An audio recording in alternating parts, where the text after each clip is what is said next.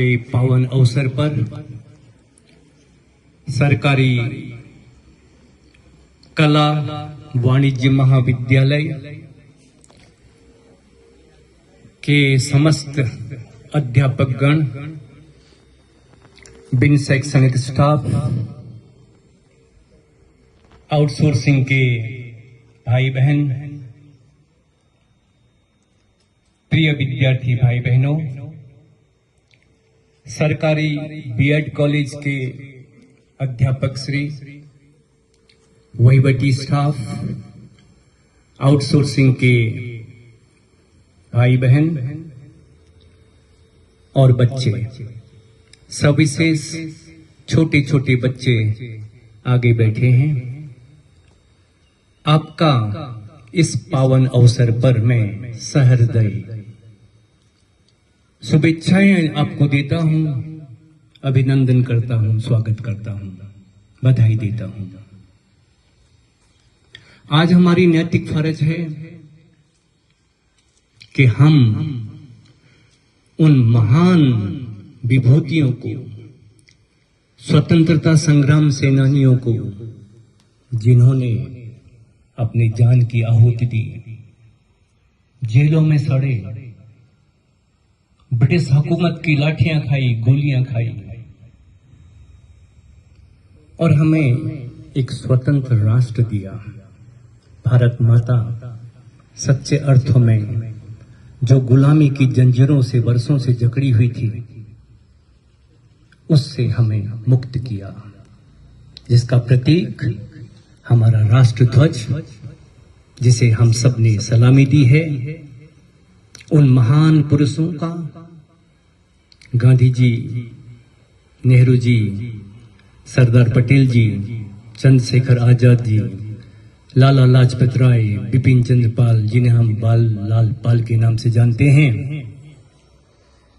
और तमाम नामी अनामी उन महापुरुषों का हम आज उन्हें श्रद्धा सुमन अर्पित करते हैं और साथ में संकल्प लेते हैं कि उन आदर्शों को जो उन्होंने उस समय समाज को प्रेरित किया, जिन आदर्शों से, उन आदर्शों को हम आज के परिप्रेक्ष्य में परिवर्तित कर, ट्रांसलेट कर एक नया भारत बनाएंगे। मोदी जी का 2047 का स्वप्न साकार करेंगे। पिछली बार जाने अनजाने में मैंने कहा था कि हम एक संस्था हैं, भले ही विनयन वाणिज्य कॉलेज और बीएड कॉलेज देखते देखते आज ऑफिशियली भी क्लब होने जा रहे हैं। मैंने पिछली बार एक पक्षी का आपको उदाहरण दिया था। ग्रीक मिथोलॉजी में फिनिक्स पक्षी जो जब चाहे तब अपना जीवन समाप्त कर सकता है, जिसे इच्छा है कि मृत्यु आनी है तो वह अपने लिए घास फूस इकट्ठा करता है और आग जलाता है, उसमें अपने आप को स्वाहा कर देता है। वह उसके जीवन की समाप्ति नहीं है, उसका पुनर्जीवन होता है। राख से वह प्राणी, वह पक्षी पुनः जीवित होता है।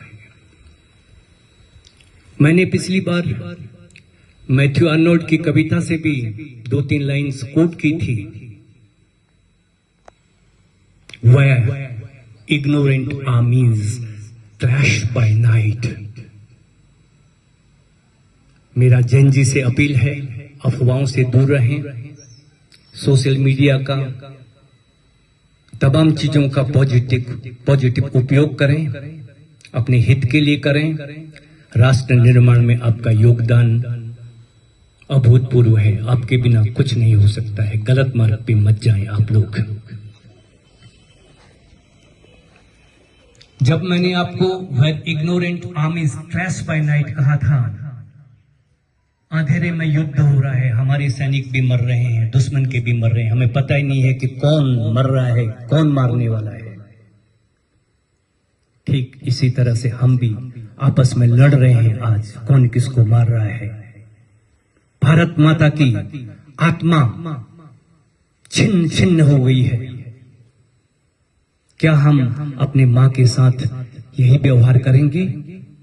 क्या जिस घर में हमने जन्म लिया है, जिन माँ बाप ने हमें पाला पोसा, इस लायक बनाया है, क्या हमें यह सिला देना है उन्हें? नहीं।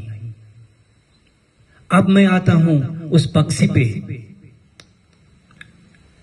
मैं तो कहता हूं कि आप और मैं हर दिन फिनिक्स बने, अपने आप को इमोलेट करें in terms of immolation of this self, of ego. हमारे अहंकार को हम जलाएं और एक नया फिनिक्स बने, एक नया विद्यार्थी हम बने। हर रोज जब सुबह सूर्य की किरणें उदित होती हैं, हम एक नया अध्यापक बने, एक नया आचार्य बने हर दिन, ताकि हम एक नए सपने के साथ अपना दिन शुरू करें, उसे साकार करें। शाम को जब घर जाएं तो हमें पता चले कि हम आज जो काम किए हैं वह देश हित में है। मैं तो कह रहा हूं राष्ट्र प्रेम, हमें कोई राष्ट्र प्रेमी कहे नहीं कहे, हम इस बात के मोहताज नहीं हैं। यदि मुझे कोई दुनिया का, हिंदुस्तान का सबसे निकृष्ट आचार्य कहता है, मुझे कबूल है, क्योंकि वह मुझे आत्मचिंतन करने का अवसर दे रहा है। मुझे आत्मचिंतन करना चाहिए, जिसे हम इंग्लिश में इंट्रोस्पेक्शन कहते हैं। हमें देखना है अपने आप को, अपने अंदर झांकना है। इसलिए बच्चों, ज्यादा समय आपका नहीं लूंगा। आप सबसे मेरी नम्र विनती है, मैं आर्ट्स कॉमर्स के अध्यापकों के साथ, जो मेरे दाएं हाथ हैं, जो मेरे बाएं हाथ हैं, सब कुछ है मेरा पूरा परिवार।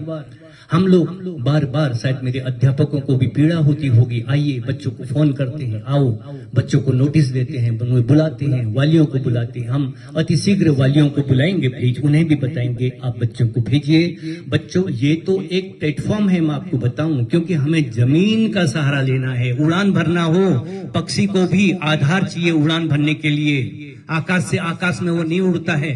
यदि आकाश से आकाश में उड़ रहा है तो वो उड़ ही रहा है, लेकिन उसे किसी डाली का सहारा चाहिए, उसे जमीन का सहारा चाहिए, तब वो उड़ान भर सकता है। पिछली बार मैंने कहा कि मेघरज से एक पक्षी ने उड़ान तो भरी है, अब देखना यह होगा कि कितनी ऊंचाई को उसे हासिल किया है। इसे हम जेनिथ कहते हैं, when we are at the top. हमें देखना होगा बच्चों, अपने हौसले बुलंद रखिए।